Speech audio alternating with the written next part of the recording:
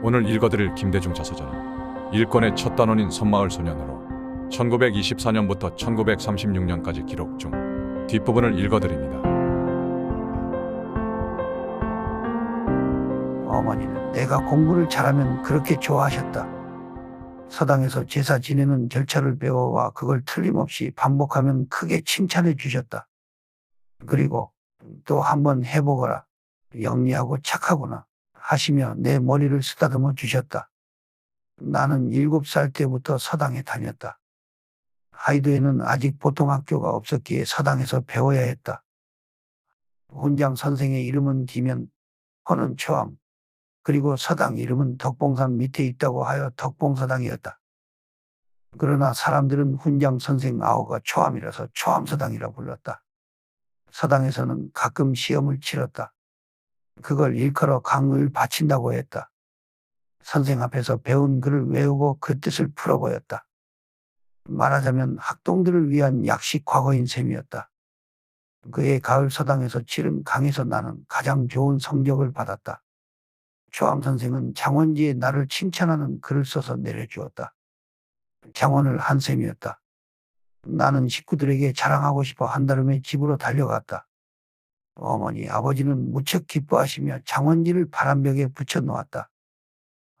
그리고 어머니는 떡과 고기 등 음식을 푸짐하게 장만해서 당신께서는 머리에 이고 머슴에게는 지게로 지게해서 서당으로 가져갔다.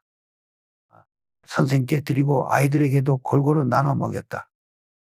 이른바 장원떡을 내신 것이다. 어머니는 얘기하셨다. 열심히 공부하거라.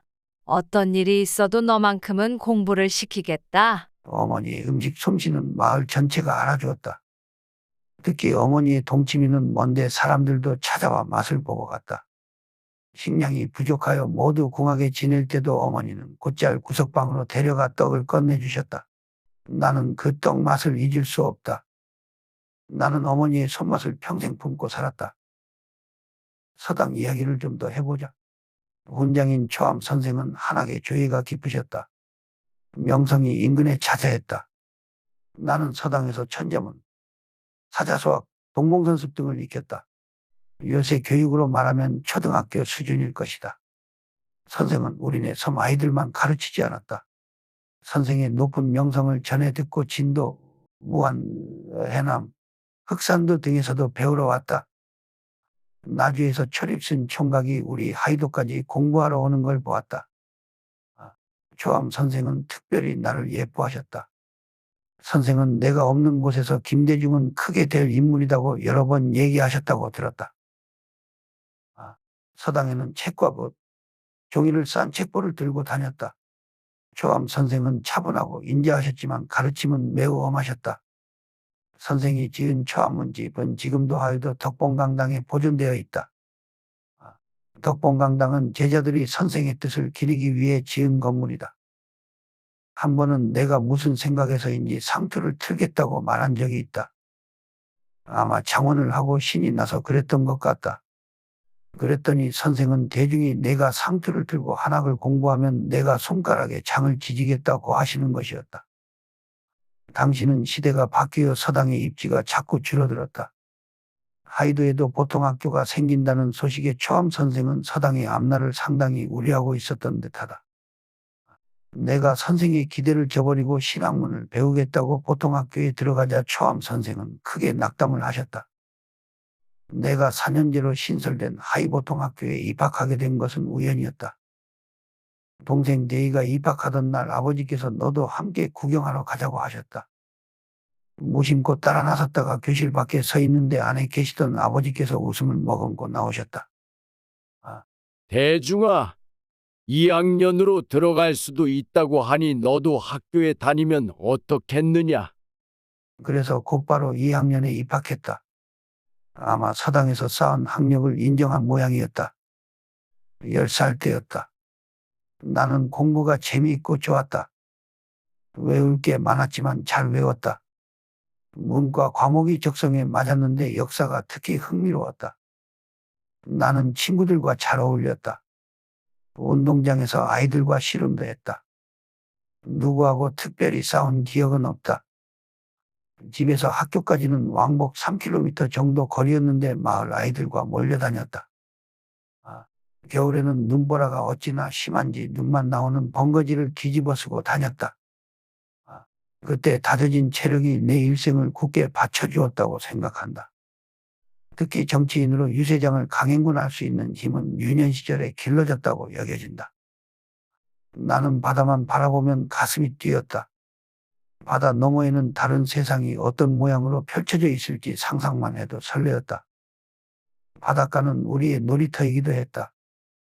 나는 아이들과 어울려 온갖 놀이를 다 했다. 여름에는 벌거벗은 채 수영을 했다. 갯벌에서 구멍을 파고 낙지를 잡아 산채로 씹어 먹기도 했다.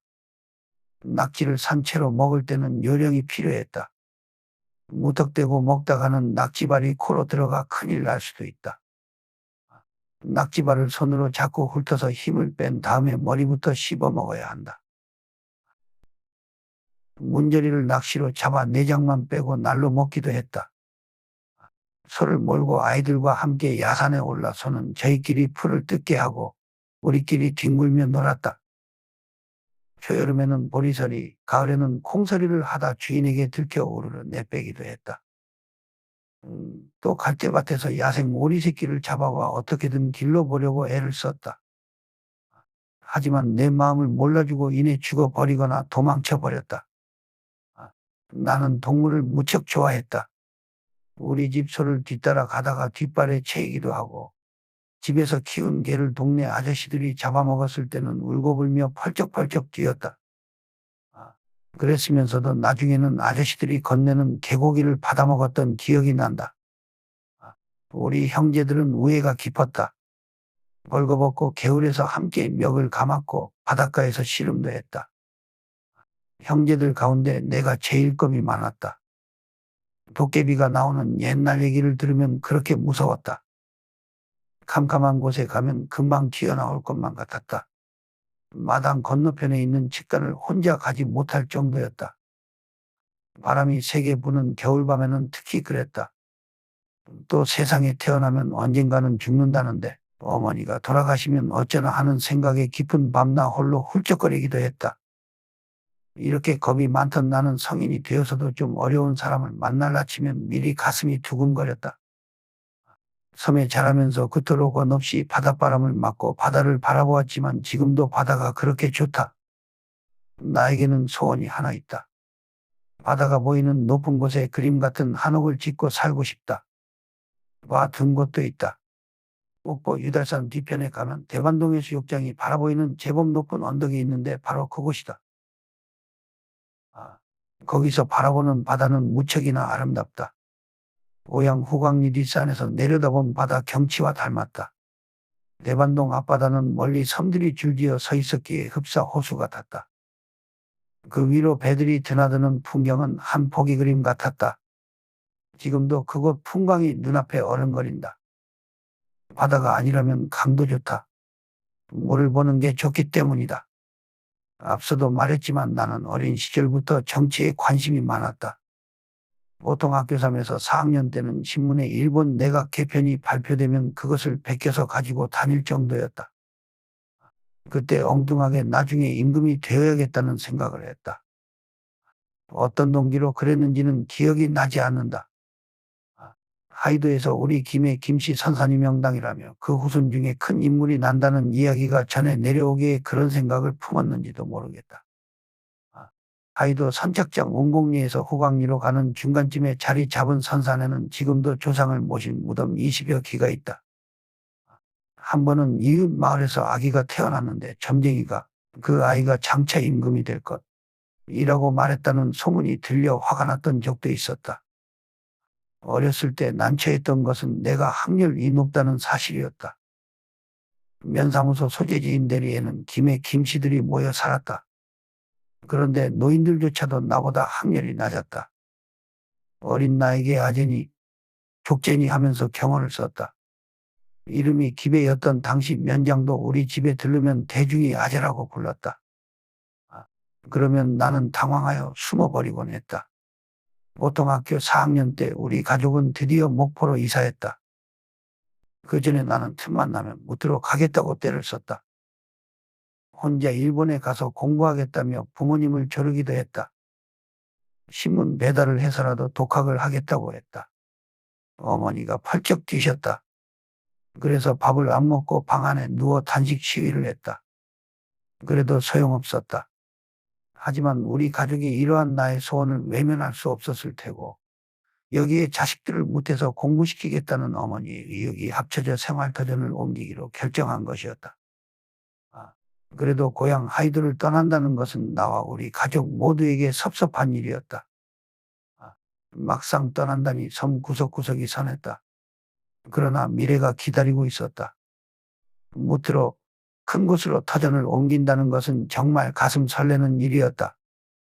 청혼의 뜻을 품고 배에 올랐다. 1936년 가을이었다.